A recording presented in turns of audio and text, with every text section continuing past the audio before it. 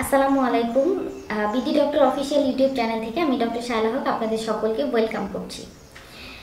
বর্তমানে দেখা যায় যে আমরা অনেকটা একটা বিষয় নিয়ে অনেকের মধ্যে খুব এমনকি হাসাহাসি পর্যন্ত বন্ধু মহলে চলতে থাকে, অনেকটা পারিবারিক কাপলের মধ্যেও চলে যে পুরুষ না মেয়ে কাদের যৌন চাহিদা বেশি থাকে, এবং অনেকে এইটাই পুরুষরা অনেক সময় চিন্তা করে থাকে এবং মেয়েদের ক্ষেত্রে অনেকে আপনার গুগল সার্চ করে বা অনেক ক্ষেত্রে দেখা যায় বই ঘাটাঘাটি করে চিন্তা করে যে না, মেয়েদের ক্ষেত্রে যৌন চাহিদাটা বেশি থাকে কোন বয়স পর্যন্ত।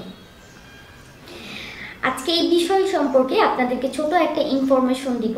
এটা দেখা গেছে একটা গবেষণায় টেক্সাস ইউনিভার্সিটির একদল স্টুডেন্ট আপনার বিভিন্ন বয়সী মেয়েদেরকে নিয়ে একটা গবেষণায় চলে আসে। তারা তিনটা ভাগে মেয়েদেরকে ভাগ করে। একটা দেখা যায় যে আপনার যে বয়স থেকে মেয়েদের সাধারণত শারীরিক বৃদ্ধিটা শুরু হয় সেইখান থেকে, যেমন 16 বছর বয়স থেকে 23 বছর বয়স পর্যন্ত একদলকে ভাগ করা হয়।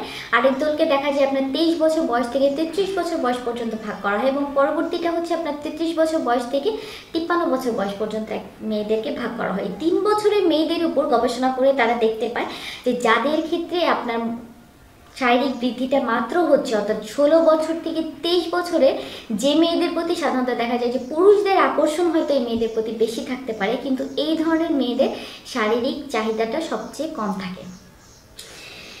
এদের তুলনায় যারা 23 থেকে 33 বছর বয়সে পৌঁছায় তখন দেখা যায় যে এদের থেকে শারীরিক চাহিদাটা অনেকাংশেই বেড়ে যায়। তো অনেকে দেখা যায় যে এই বয়সটাকে অনেকে চিন্তা করে যে এটা হচ্ছে বিয়ের উপযুক্ত সময়। এর পরবর্তীতে আপনার 33 থেকে 53 বছর যে বয়সটা, অনেকের ক্ষেত্রে দেখা যায় যে 33 বছরের একজন মেয়ে সাধারণত দেখা যায় যে তার দেখা যায় একটা বা দুইটা বেবি থাকে। অনেকে মনে করে যে বিয়ে হয়ে গেছে। ছেলেদের ক্ষেত্রে এটা স্পেশালি হয় যে বিয়ে হয়ে যাওয়ার পর অনেক পুরুষদের ক্ষেত্রে অনেকাংশে আপনার যৌন চাহিদাটা কমে আসতে পারে, কিন্তু ওই গবেষণায় দেখা গেছে যে 33 বছরের পরে যে নারীরা থাকে তাদের যৌন চাহিদাটা সবচেয়ে বেশি পরিমাণে থাকে।